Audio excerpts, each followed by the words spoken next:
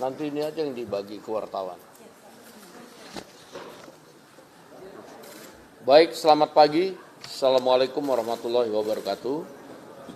Rekan-rekan media yang saya hormati, pada hari ini saya selaku yang mewakili pimpinan DPR bersama dengan para pimpinan Komisi 1 dan perwakilan dari pimpinan fraksi yang ada di DPR ingin menjelaskan kepada publik melalui rekan-rekan media tentang revisi Undang-Undang Tentara Nasional Republik Indonesia.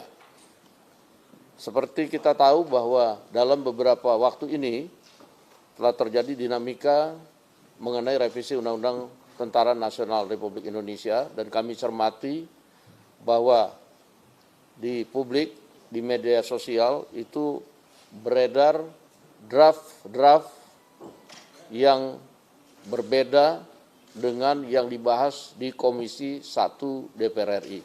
Nah, untuk itu hari ini kami akan menjelaskan kepada publik melalui rekan-rekan media beberapa pasal yang sebenarnya yang pada saat ini sedang dibahas di Komisi 1 DPR RI. Yang pertama, ada 3 pasal. 3 pasal yang kemudian masuk dalam revisi Undang-Undang Tentara Nasional Republik Indonesia. 3 pasal itu terdiri dari pasal 3, yaitu mengenai kedudukan TNI. Jadi ini sifatnya internal, yaitu ayat 1 misalnya, dalam pengerahan dan penggunaan kekuatan militer, TNI berkedudukan di bawah Presiden. Itu tidak ada perubahan. Kemudian ayat 2-nya, kebijakan dan strategi pertahanan serta dukungan administrasi yang berkaitan dengan aspek perencanaan strategis TNI itu berada di dalam koordinasi Kementerian Pertahanan.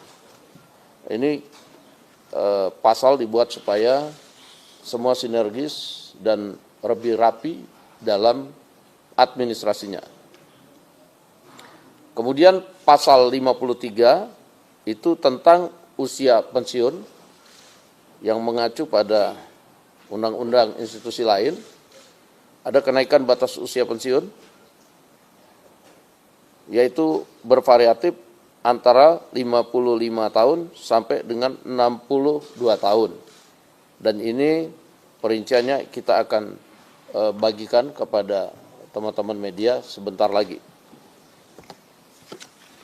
Kemudian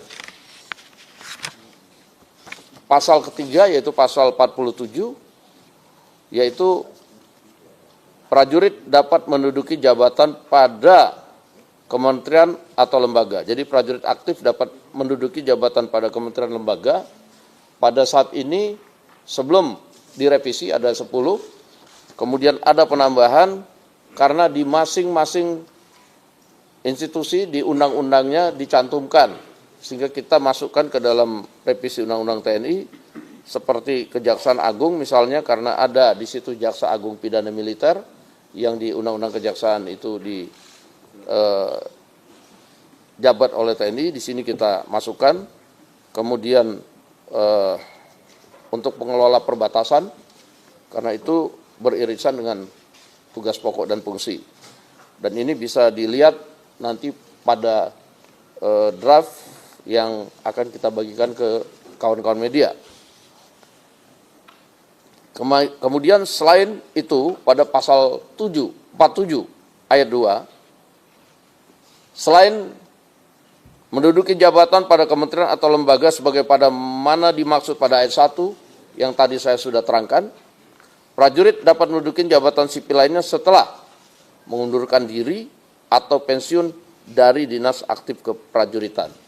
Jadi dalam revisi Undang-Undang TNI itu hanya ada 3 pasal, yaitu pasal 3, pasal 53, dan pasal 47. Jadi nggak ada pasal-pasal lain yang kemudian di draft yang beredar di media sosial itu saya lihat banyak sekali. Dan kemudian kalaupun ada pasal-pasal yang sama yang kita sampaikan itu juga isinya sangat jauh berbeda. Demikian rekan-rekan media sekalian, sebentar nanti kita akan bagikan draft yang pada saat ini sedang direvisi di Komisi 1. Demikian dari saya. Mungkin ada tambahan Pak Utut selaku pimpinan Komisi 1. Silakan. Terima kasih Pak Dasko, Wakil Ketua DPR RI yang selalu ada di setiap harinya di DPR.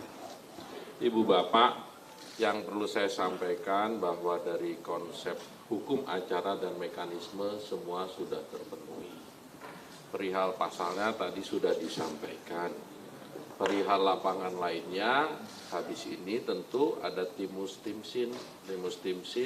perumus dan tim sinkronisasi melapor kepada kami melapor kepada komisi. Setelah itu Slaker. Hanya itu yang bisa saya sampaikan. Sekali lagi, ketika hukum acara dan mekanisme semua sudah terpenuhi, tentunya semuanya tidak ada yang bisa menjadi sesuatu yang saudara-saudara ragukan. Terima kasih. Baik,